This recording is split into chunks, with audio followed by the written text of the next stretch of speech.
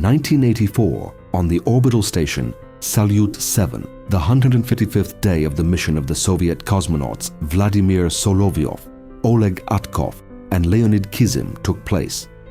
Everything was normal until they suddenly noticed giants with human appearances and shining halos. They had wings the size of a passenger jet. At that moment, the station was bathed in a pulsing orange light. It was so bright that the astronauts temporarily lost their vision. Their first thought was that a fire or explosion had broken out on board.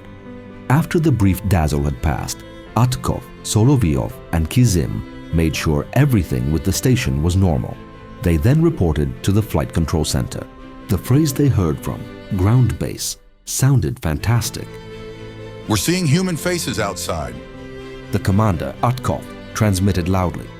Next to the spaceship levitated 7 smiling creatures with the faces and bodies of humans. Only they were huge. The creatures flapped their large wings and accompanied Salyut 7 for 10 minutes, copying the station's maneuvers. Then they suddenly disappear. When it's all over and the 3 men shake off the adrenaline, they decide they've hallucinated at the same time or gone into a brief stupor. They don't dare come up with another explanation. On the 167th day of the mission, the 3 cosmonauts are joined by Svetlana Savitskaya, Igor Volk, and Vladimir Janibekov.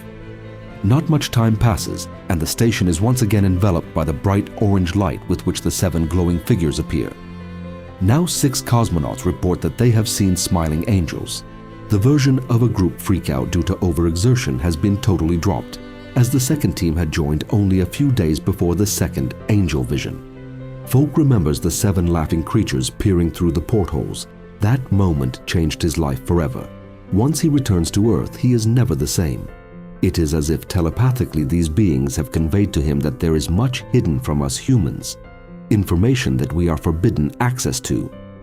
Igor gives himself over to seeking the truth. Uncovering forbidden knowledge becomes something of a mission in his life. But first, who is Igor Petrovich Volk, and why exactly him? Volk is a former USSR cosmonaut, a distinguished test pilot, president of the International Earth and Cosmonautics Association, a reserve colonel, and a distinguished, in the sense of decorated, outspoken hero of the USSR. He was among the few pilots who were allowed to pilot all types of aircraft in the USSR armed forces. During his years of service, he flew all Russian fighters, bombers, and transport aircraft. On July 12, 1977, Petrovich was included in the Buran Special Training Group. He was scheduled to be the crew commander of the first Buran spaceflight, but due to complex political intrigues in the highest circles of the aerospace and aviation industry, the first and only flight was made in 1988 and was left entirely on automatic mode. The vehicle made 2 orbits around the Earth and landed. Igor says that the concept of full automation of Buran was the absurd result of the interdepartmental intrigues of 2 Soviet ministries. Although recognized as a national hero, Volk does not run his criticism to the high echelons of power. He has more than once spoken out about Mikhail Gorbachev, whom he believes destroyed the Soviet Union at the behest of Ronald Reagan. In 2014, the 30th anniversary of Volk's spaceflight with Salyut, he came to Bulgaria at the invitation of journalist Stoicho Karev and was a special guest on his show, A Question of Point of View. There, Igor reveals many of the things he has learned in his search for the truth over the past 30 years. He shares about the existence of the so-called fifth column, which seeks to keep humanity in decadence and depravity so that there is no need to seek the truth. He believes we are following in the footsteps of the Atlanteans, who most likely played out a scenario similar to ours before being wiped out by the Creator. According to the cosmonaut, we are surrounded by a global information field. It contains information about the past, present, and future. Today, no more than 1,000 people are included in this field, and it is they who have closed it to others. This is in order to prevent normal people from reaching the Creator. Here it is important to make one clarification. According to Igor Petrovich, all religions are created to change people's minds, to be manipulated and controlled by the fifth column. But he believes in the Creator, in the one who created us, the earth, the universe, and everything. According to him, if there was no Creator, there would not be us now. Throughout the interview, host Karev raises the level of questions to Petrovich until in the last 2 minutes, he asks perhaps the most important and awaited question. Do you believe in the existence of alien civilizations? Petrovich answers adamantly. What do you mean, do I believe? They just exist. According to him, the Aryan civilization is just that, one that came from outer space. Yet even if the cosmonaut seems painfully candid throughout the interview, the taste remains that he is not telling everything he knows. It's possible that back then in 1984, out there somewhere in the cosmic wilderness, he was allowed a peek into the information field.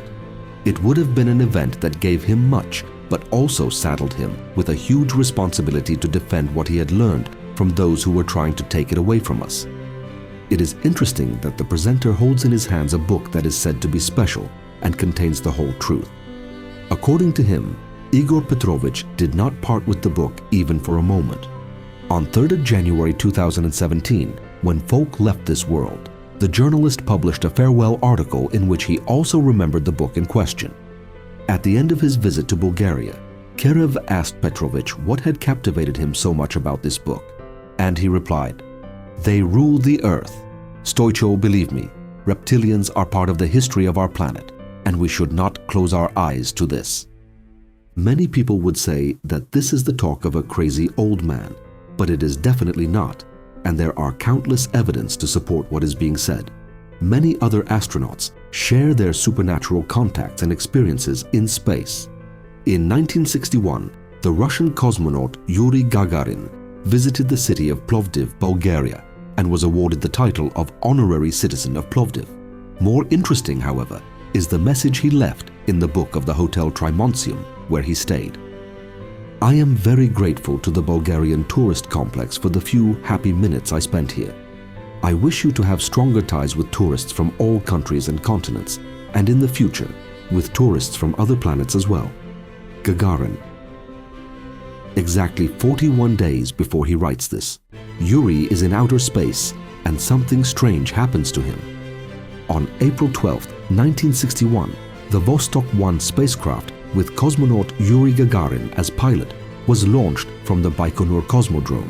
Much has been written about the flight, and Earthlings know the details of every minute of Gagarin's stay in space. But it turns out they haven't learned everything. Between the 1980s and 1990s, information leaked out that during the orbit around the planet, Gagarin twice briefly went silent, and the connection to him was lost. About these episodes, the cosmonaut himself does not remember anything. Presumably, these were short-term losses of consciousness from stress or overwork. Gagarin was sent to see a psychotherapist to check his general mental state. He was then subjected to regressive hypnosis. During the session, the cosmonaut recovered the Vostok 1 flight in minutes. In a state of hypnosis, he reported that during the flight a dark spot appeared in the cabin, which then turned into a human face. It was only a face, not a head. The face levitated in front of the astronaut in the air. Gagarin felt no fear, but at the encounter he could not move his arms or legs. A voice sounded in his head. "Don't worry, everything will be all right. You will return to Earth." In 2007, veteran American astronaut Dr. Stormy Musgrave commented on Igor Petrovich's remarks. "I have not encountered such creatures in space, but an alien craft, yes." On November 19, 1996, Dr. Musgrave took off in the shuttle Columbia on a 17-day mission around the Earth. His crew was struck by a disk 46 meters in diameter. The ship has an outer ring rotating counterclockwise. It came out of nowhere and was moving at high speed. It was making impossible maneuvers left and right. "We filmed his whole amazing performance," explains Musgrave, who has worked for NASA since 1967 and has participated in 6 missions. "During all of my 6 space missions, I expected their appearance without believing in them. After the Columbia flight, the only thing I have left to claim is that they exist," the astronaut stated. In September 1976, a UFO flew over Tehran. After that, the Tehran newspaper published an interview with Soviet cosmonaut Valery Kubasov, a diplomat of the Moscow Aviation Institute, who was awarded dozens of orders and medals for his contributions to science and cosmonautics. all cosmonauts on the United Soyuz Apollo program keep a close eye on the appearance of UFOs in orbit and outer space. We assume that these are ships from other solar systems, the USSR hero stated. In 1978, from aboard the orbital station Salyut 6 cosmonaut Vladimir Kovalenok admires an angelic face which now approaches, now recedes from it. On the night of June 14 to 15, 1980, cosmonauts Valery Ryumin and Leonid Popov spotted a swarm of white glowing figures from aboard Salyut 6. We could go on listing for hours because almost everyone who has gone into space sooner or later starts talking about the extraterrestrial inhabitants. To go even further, the former head of data and imagery control at the National Aeronautics and Space Administration, Ken Johnston, reveals that during the Apollo missions, the team came across evidence of an ancient alien civilization, discovering entire cities and ruins. This information, however, was not well received by NASA, and it did everything it could to cover up the findings, even forcing Ken to participate in the manipulation. His decision to speak up, however, opens Pandora's box. But all that is the subject of another video, which you can watch by clicking on the image you see on the screen.